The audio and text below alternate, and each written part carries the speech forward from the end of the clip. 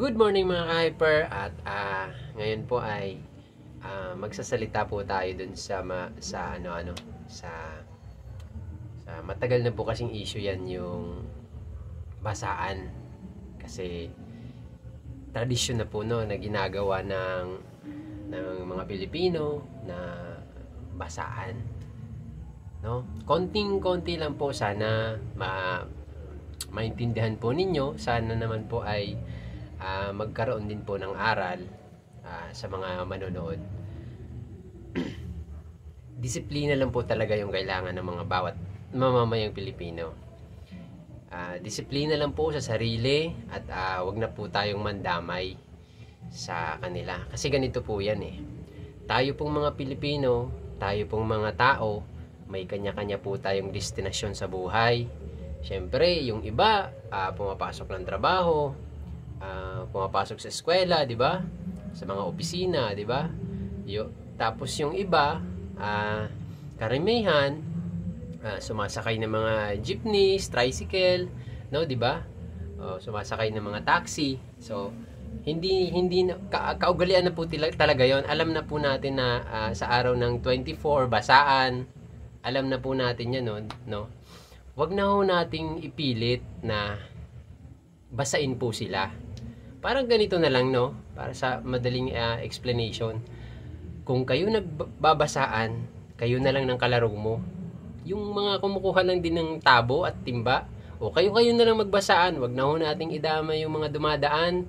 At wag na ho natin silang kasi yung iba kasi nakikita natin sa social media, sinasadya talaga eh. Binabasa talaga nila yung pasahero dun sa jeep. Alam ninyo na nakikita natin sa social media, no? Marami po talagang nagagalit. Kawawa naman po sila. Kawawa naman po yung mga taong nadadamay sa pagkakataon na yun, sa pangyayaring yun, di ba?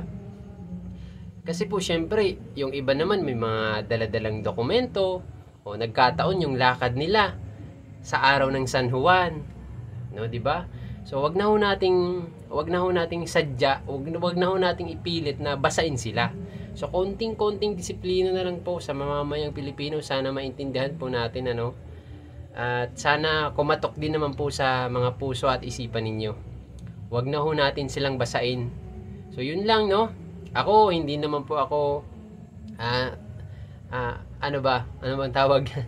Ako po ay simpleng mamamayang Pilipino lang po.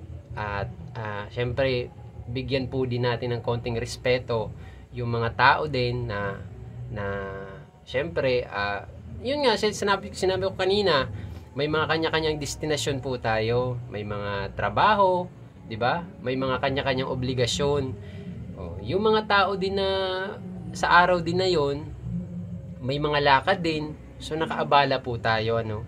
So sana po konti lang, konting disiplina sa bawat mamamayang Pilipino. Kasi wala naman ibang solusyon diyan eh. Hindi naman 'yan pwedeng gawa ng holiday. Kasi tradisyon na yung basaan, no, sa San Juan. Marami ako nakikita sa social media, nagagalit kasi po naabala yung araw nila. So sana maintindihan natin, ano, kung ganito na lang senaryo para mas mabilis nating maintindihan. Kung nagbabasaan kayo na lang. Parang sa laro, di ba? Yung kalaro mo, yun lang yung kalaro mo ang basain mo. Wag mo nang basain, wag mo nang isadya doon sa jeep na isaboy pa yung tubig doon, di ba? Wag na ho natin gawin yun. Kawawa naman po kasi talaga.